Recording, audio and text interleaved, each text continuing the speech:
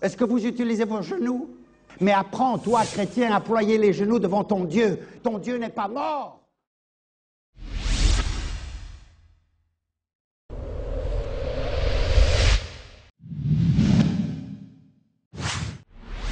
Bien-aimés, c'est l'heure du choix.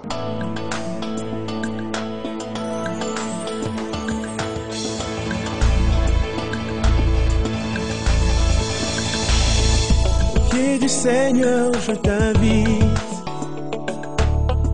pour écouter la parole éternelle, car c'est l'heure du choix. C'est l'heure du choix. C'est l'heure du choix. C'est l'heure du choix.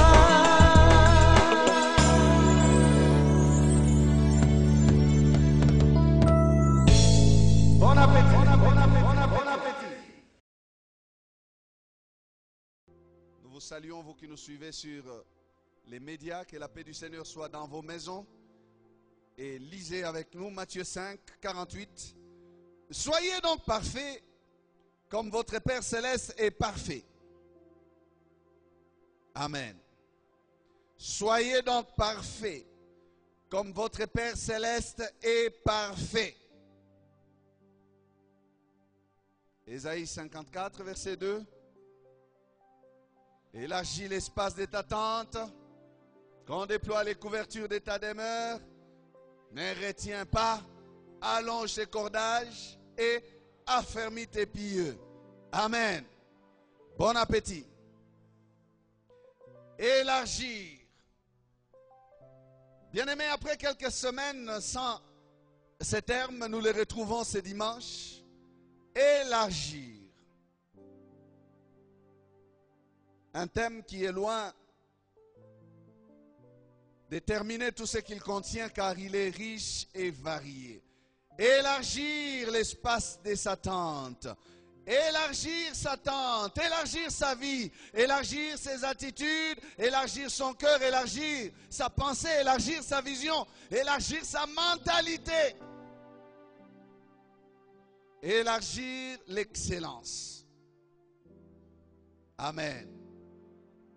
Soyez donc parfaits comme votre Père est parfait. Élargir l'excellence. Ce verset, ce 48e verset de Matthieu 5, vient, on dirait, en conclusion de ce chapitre 5,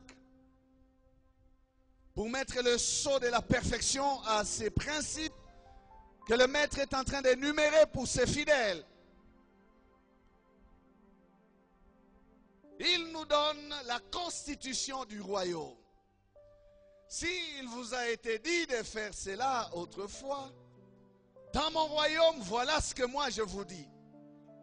Si vous avez été habitué à faire des choses de telle autre manière, dans mon royaume, voilà ce que moi, le Maître, le Seigneur de ce royaume, j'attends de vous.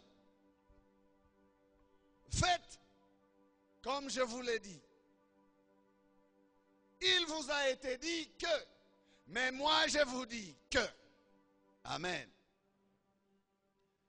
Nous avons, bien aimé, prêché longtemps sur ces choses.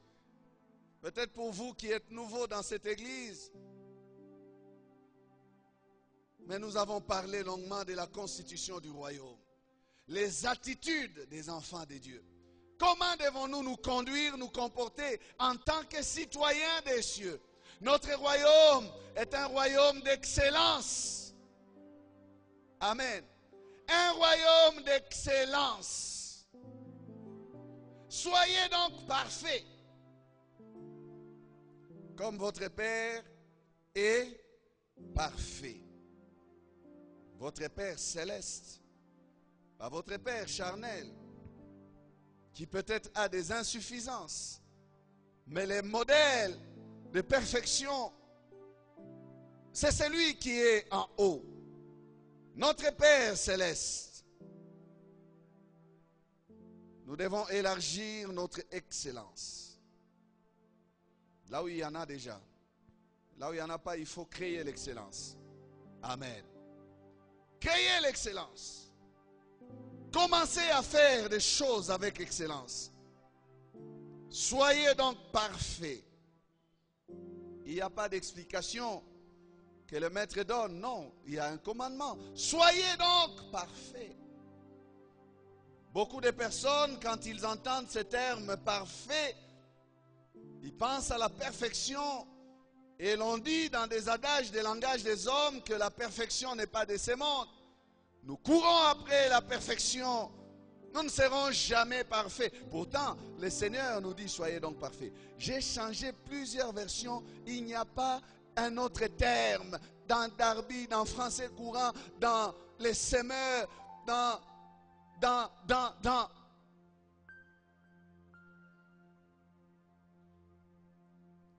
C'est toujours parfait. Soyez donc parfaits, parfaits. Mais le dictionnaire nous dit que la perfection, non, l'excellence, c'est le plus haut degré de la perfection. Voilà ce qui m'a consolé. Je dis non, c'est humain. Amen. Peut-être que je ne peux pas atteindre la perfection à la manière divine, où on n'aura plus rien à redire de moi. Non, on dira toujours quelque chose. Ça ne sera jamais parfait, parce que une œuvre humaine, même une invention, les scientifiques vous disent marge de manœuvre 0,0,44.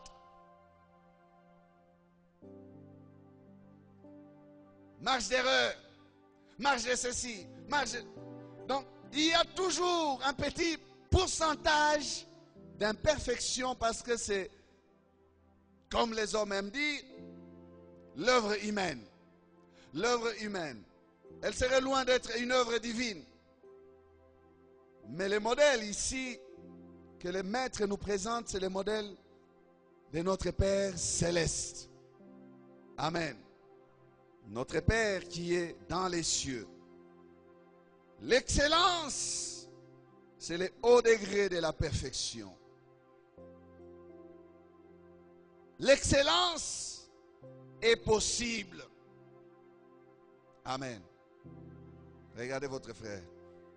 Dites-lui, l'excellence est possible.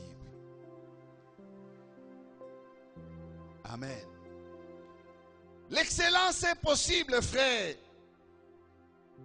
Sœur, l'excellence est possible. Parce que nous sommes enfants de ce Père-là.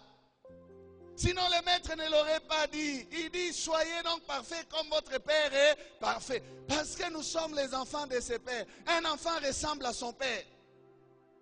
Un fils prend la mentalité de son Père. Et notre Père, depuis le commencement, il a été un Dieu d'excellence. Il a toujours été le Dieu d'excellence. Job chapitre 5 verset 9 dit, il fait des merveilles sans nombre.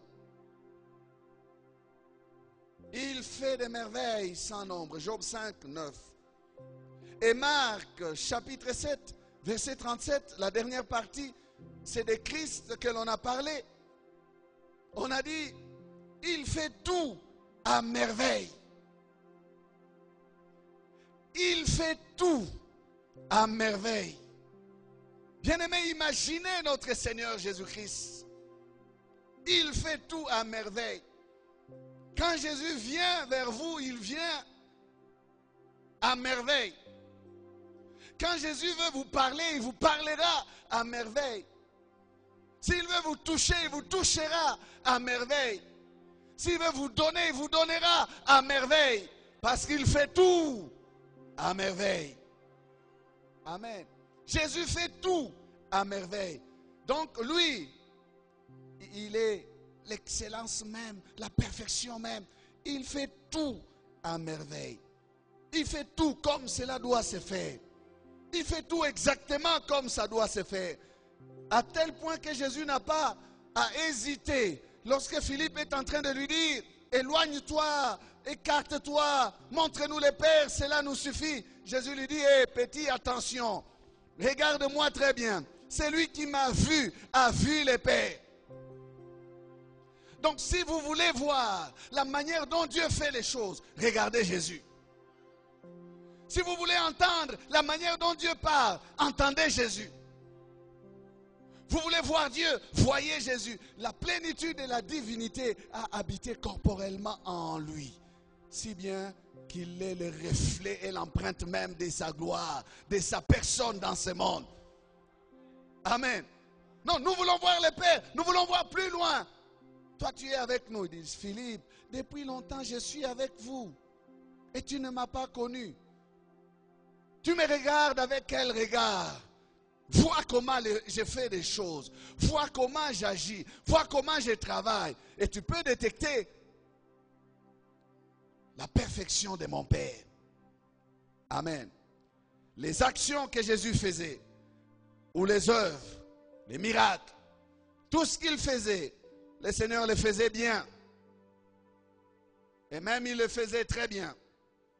Et lorsque quelque chose n'allait pas dans ce qu'il venait de faire, à l'exemple de cet aveugle qu'il a guéri, mais l'aveugle lui a dit, après vérification, il dit, je vois des hommes comme des arbres. Ce n'était pas parfait. Le Seigneur a dû imposer encore la main. Un second toucher était nécessaire pour atteindre l'excellence, pour atteindre la perfection. Amen. Amen. Il fait tout à merveille. Quand il n'a pas vu l'excellence dans ce qu'il a fait, il était en mesure de reprendre. Et c'est le seul exemple dans la Bible où le Seigneur a repris une chose, ou j'allais dire à Bakisaki dimension.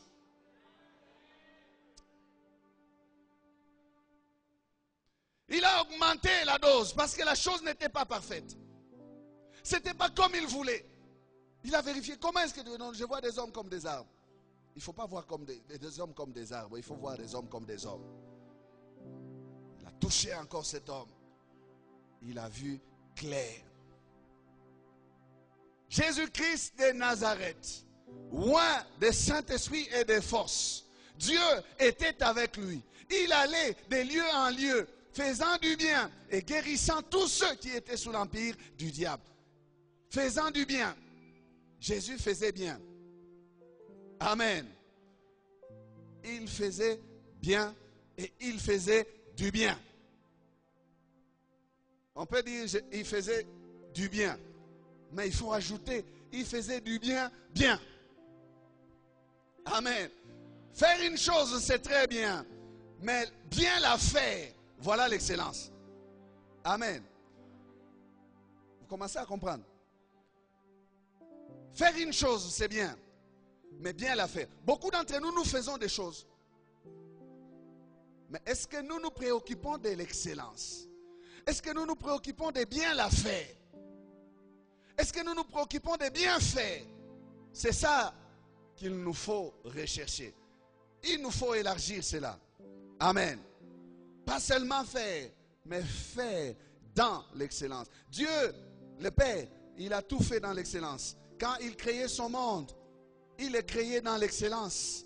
Et Dieu, quand il créait, il nous montre l'exemple de vérification que nous devions avoir, bien-aimés, dans les œuvres que nous faisons.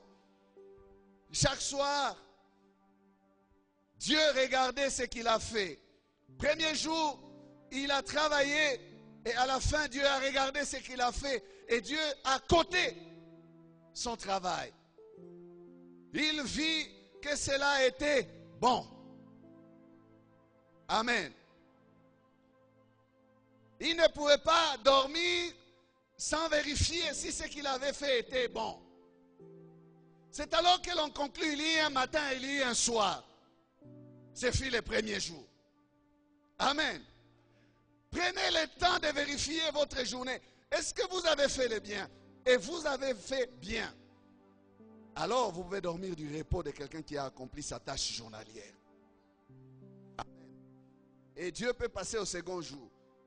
Après avoir fait encore le second jour, des choses qu'il avait au programme, il va coter à la fin. Il vit que cela était bon. Il y a un matin, il y a un soir. C'est fini le deuxième jour. Ainsi de suite. 5 jours durant. Le 6e jour, il a créé l'homme. Et il a regardé comment l'homme a fait ce qu'il lui a confié. Et Dieu a vu un malaise. Même le Père a recherché l'excellence. Il a vu qu'il n'est pas bon que l'homme soit seul. Il dit, je lui ferai une aide semblable. C'est lorsqu'il va faire cette aide semblable que Dieu... bâtit sa dimension. Il a augmenté aussi la dimension de sa côte. Il s'est coté